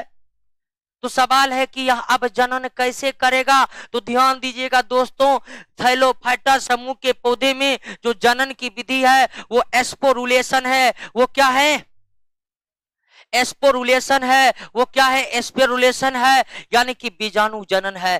क्या है, बीजाणु जनन है। वो क्या है दोस्तों, बीजाणु जनन है। अब बीजाणु जनन, इस तरह से जो प्रजनन होता है वो कैसे होता है, तो बीजाणु जनन सबसे पहले एसेक्सुअल रिप्रोडक्शन की विधि है, अलैंगिक जनन की विधि है, ये एक लैंगिक जनन नहीं है। और इस बीजाणु जनन एस्पोरुलेशन में क्या होता है जानते हैं, पहले थैलोफाइटा समूह के पौधे जिसमें मुख्य रूप से शैवाल आते हैं, उसमें एक थैली के समान रचना बन जाती है। उसमें पहले थैली के समान क्या बन जाती है, रचना बन जाती है। और इस थैली के समान रचना को हम क्या कहते हैं, बीजाणुधानी कहते हैं, बीजाणुधानी कहते हैं, एस्पोरेंजिया कहते हैं। और धीरे धीरे इस एस्पोरेंजिया में शैवाल के शरीर में बने इस गोलाकार संरचना यानी कि बीजाणु धानी में छोटे छोटे छोटे छोटे बीजाणुओं का निर्माण होता है। किसका निर्माण होता है दोस्तों, बीजाणुओं का निर्माण होता है। छोटे छोटे और गोलाकार गोलाकार किसका निर्माण होता है, बीजाणु को निर्माण होता है। इस बीजाणु धानी के अंदर जो है ये किसका निर्माण हुआ है, बीजाणु को निर्माण हुआ है। इसको इंग्लिश में क्या कहते हैं, स्पोर कहते हैं। और स्पोर धीरे धीरे विकसित होते रहते हैं, विकसित होते रहते हैं। और बीजाणुधानी का जो ये आवरण है दोस्तों, ये काफी कठोर होते हैं। ऐसा नहीं कि आंधी आएगा पत्थर गिरेगा तो ये थैली फूट जाएगा, इतना मजबूत होता है कि किसी भी तरह के पर्यावरण में जो काफी ज्यादा समस्याएं उत्पन्न हो गई है या प्रतिकूल पर्यावरण हो गया है तो उससे बीजाणुधानी फटते नहीं है, सुरक्षित रहते। और यह बीजाणुधानी पर समय जैसे ही अनुकूल समय आता है और जब बीजाणु परिपक्व हो जाते हैं, जब बीजाणु परिपक्व हो जाते हैं तो इससे एक एक करके सारा विषाणु क्या हो जाता है, निकल जाता है। इससे एक एक करके सारा बीजाणु क्या हो जाता है, निकल जाता है। और जितना बीजाणु उतना शैवाल का निर्माण हो जाता है। क्लियर हो गया, बात को समझे। थैलोफाइटा में कोई दिक्कत है, थैलोफाइटा समूह के पौधे में जड़ तना पत्ती कुछ भी, थैलोफाइटा समूह के पौधे में जाइलम फ्लोएम उत्तक का भी नामो निशान। थैलोफाइटा समूह के पौधे की आकृति थैलस के, थैलोफाइटा समूह की पौधे जो है आपको जल में उगेगा, दलदल में उगेगा, ठीक है, लेकिन स्थल पर उगने का योग्य दोस्तों स्थल पर वही पौधा उगेगा जिसमें जड़ होता है। जड़ के अभाव में जो पौधा में जड़ नहीं होता है, निश्चित ही वो पौधा जल में रहेगा या दलदल में रहेगा, वो स्थल पर नहीं रह सकता है। और थैलोफाइटा समूह के अंतर्गत मुख्य पौधे जो है वो शैवाल है। और शैवालों की 3 प्रकार की प्रजातियां हैं, हरा शैवाल, लाल शैवाल और भूरा शैवाल। हरा शैवाल, लाल शैवाल और शैवाल कितने रंगों के होते हैं, 3 रंगों के होते हैं। कितने रंगों के, 3 रंगों के होते हैं, ठीक है। हरा शैवाल, ठीक है, लाल शैवाल और देखिए, देख लीजिए एक बार,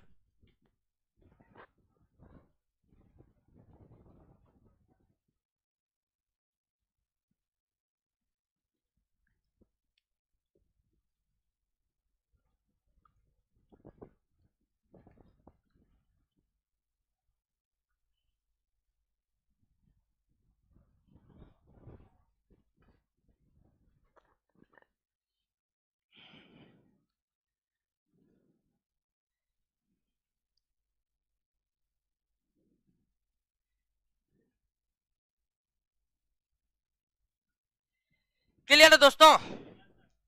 अब आइए ये समझने की कोशिश करते हैं दोस्तों कि क्या थैलोफाइटा समूह के पौधे से, ध्यान दीजिए, क्या हमें थैलोफाइटा समूह के पौधे से कोई आर्थिक फायदे मिलते हैं? यह समझने का अब जरूरी है दोस्तों। प्राकृतिक में हर एक पौधों का अपना महत्व है, सजीवों की हर जातियां का अपना महत्व है। अगर पर्यावरण का एक जाति भी विलुप्त होती है ना, उसका बहुत बड़ा असर हमारे पर्यावरण में पड़ता है। तो पर्यावरण में जो पौधे हैं, क्या वे महत्व के हैं? बिल्कुल है। जो भी पर्यावरण के अंग हैं, सजीव है, वे पर्यावरण के लिए महत्व है। अगर वो पर्यावरण से विलुप्त हो गया तो पर्यावरण पर निश्चित ही धीरे धीरे खतरा उत्पन्न होने लगेगा। तो हर सजीव की जातियां पर्यावरण में रहे, यही पर्यावरण के लिए अच्छा भी है और यही पर्यावरण को सुचारू रूप से चलाने के लिए सही भी है।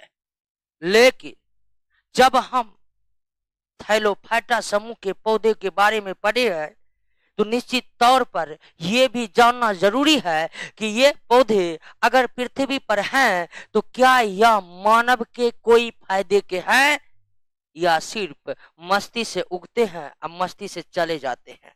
ये समझना है दोस्तों, ठीक है। यानी इस पौधे से क्या आर्थिक महत्व होते हैं? तो दोस्तों आप हैरान रह जाइएगा। थैलोफाइटा समूह के पौधे जिसके अंतर्गत शैवाल आते हैं, इसके कई आर्थिक महत्व है, कई आर्थिक महत्व है। क्या क्या आर्थिक महत्व है? तो सबसे पहली बात कि शैवाल जो है, कुछ शैवाल ऐसे हैं जिसका भोजन के रूप में हम इस्तेमाल करते हैं। जैसे एक शैवाल होगा जिसका नाम पोरफायरा है। क्या है? पोरफायरा। पोरफायरा शैवाल का इस्तेमाल जापान, चीन, इंडोनेशिया या तटवर्ती समुद्री तटवर्ती राज्य के लोग सब्जियों की तरह करते हैं। कुछ शैवाल ऐसे हैं जिससे कई प्रकार के ऐसे पदार्थ निकाले जाते हैं, जैसे लेमिनेरिया शैवाल से आयोडीन निकाले जाते हैं। और आयोडीन मानव के शरीर के लिए कितना महत्वपूर्ण है आप जानते हैं? उनके कमी से घेंगा रोग होता है। शैवाल सब्जी के भी स्रोत हैं, शैवाल आयोडीन के भी स्रोत हैं और शैवाल प्रोटीन के भी स्रोत हैं। अंतरिक्ष यात्री वाला आप जानते होंगे, अंतरिक्ष यात्री अपने केबिन में कौन से शैवाल की किस्म उगा कर ले जाते हैं? क्लोरेला। आप जानते हैं कि इतने शैवाल की जातियां में अंतरिक्ष यात्री क्लोरेला को लेकर ही क्यों जाते हैं? दो कारणों से। एक कि क्लोरेला में प्रजनन काफी तेजी से होता है और प्रजनन काफी तेजी से होगा, संख्या काफी तेजी से बढ़ेगा। और क्लोरेला में 50% तक प्रोटीन होता है, यानी क्लोरेला संख्या भी तेजी से बढ़ा लेता है, प्रोटीन के भी अच्छे स्रोत है। तो शैवाल के काफी ज्यादा आर्थिक महत्व है। ये सब्जी के भी स्रोत है, ये पशुओं के घास के भी स्रोत हैं। समुद्र में बड़े बड़े शैवाल के जो थैलस आकृति होते हैं, बहुत दूर दूर तक फैले होते हैं, उसे समुद्री घास की संज्ञा दी जाती है। यानी पशुओं के चारे के रूप में भी शैवाल उपयोगी है, सब्जी के रूप में शैवाल उपयोगी है, आयोडीन के स्रोत होते हैं शैवाल। शैवाल जो है आपको दोस्तों प्रोटीन के स्रोत होते हैं। और एक शैवाल ग्रेसिलेरिया, जेलेडियम और कॉन्ड्रस, नाम सुने हैं? ग्रेसिलेरिया, जेलेडियम और कॉन्ड्रस, ये शैवाल का नाम है दोस्तों, और ये सभी समुद्री शैवाल है। इससे अगर अगर प्राप्त होता है। क्या प्राप्त होता है? अगर अगर प्राप्त होता है। क्या प्राप्त होता है? अगर अगर प्राप्त होता है। इससे क्या प्राप्त होता है? अगर अगर प्राप्त होता है। अब सवाल है कि ये है क्या? अगर अगर है क्या?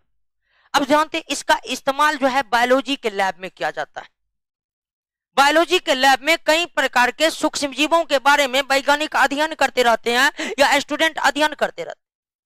अब सूक्ष्मजीव को रखने के लिए कोई कल्चर चाहिए जहां सूक्ष्मजीव को लगातार पोषण मिलता रहे, वो जीवित रहे, और वहीं कल्चर के रूप में इस्तेमाल किया जाता है किसका? अगर अगर का। यानी अगर अगर का इस्तेमाल सूक्ष्म जीवों के कल्चर के लिए या सूक्ष्म जीवों को रखने के लिए ताकि उसे पोषण मिलता रहे, बायोलॉजी के लैब में इसका इस्तेमाल किया जाता है। और ये अगर अगर किससे प्राप्त होता है? शैवाल से प्राप्त होता है। किस शैवाल से प्राप्त होता है? ग्रिसिलेरिया, जेलेडियम और कॉन्ड्रस के।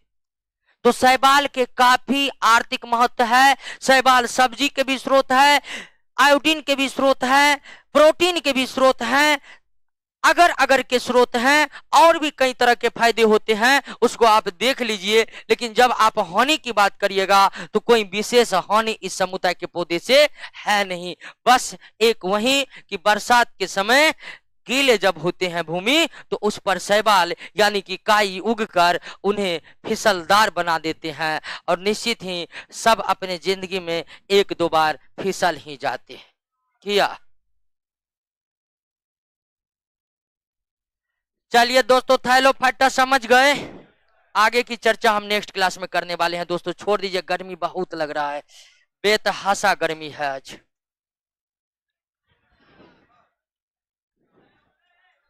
आराम आराम से दोस्तों जाइएगा। चलिए दोस्तों, ऑनलाइन वाले का देख लेते हैं।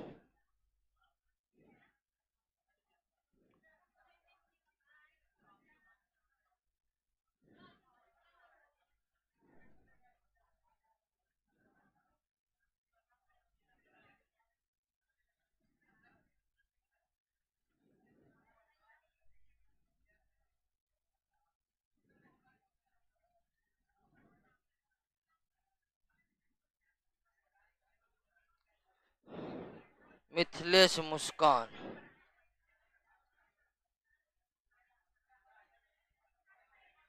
योग हट के बारे में नहीं बताए थे नेक्स्ट क्लास में। अच्छा देखिए, आज भी भूल गए हैं।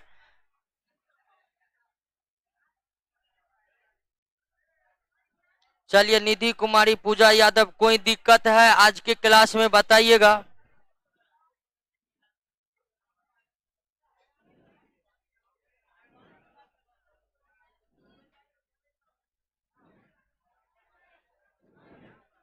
ललन कुमार, हल्ला नहीं करिए, निकलिए तेजी से। निखिल राज,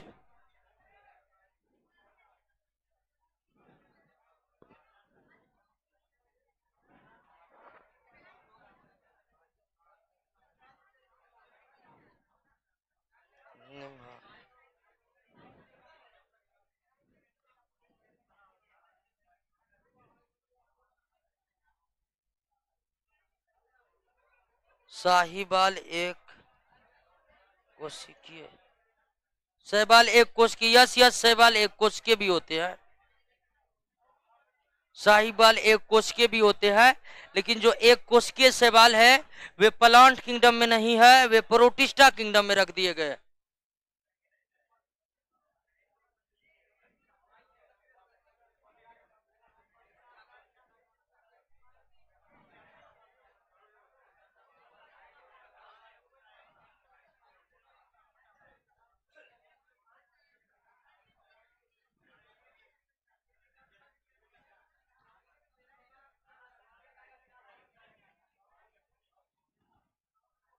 पीडीएफ डाउनलोड हो रहा है, फाइल में नहीं हो रहा है। बिल्कुल आप बात कर लीजिएगा, जो ऑनलाइन नंबर दिया हुआ है संपर्क करने के लिए रात में, और निश्चित तौर पर हो जाएगा डाउनलोड।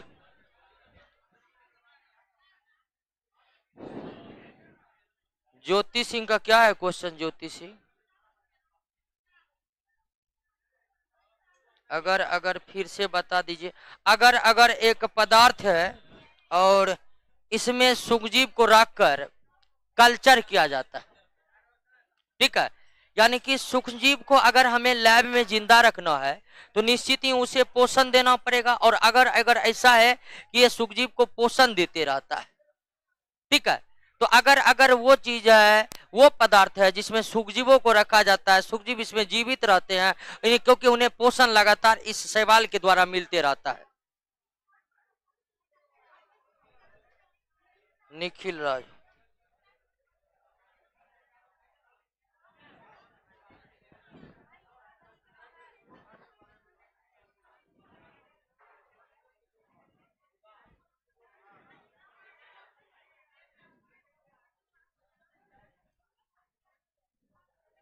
ओके ओके पूजा यादव, मिलते हैं नेक्स्ट क्लास में दोस्तों, तब तक के लिए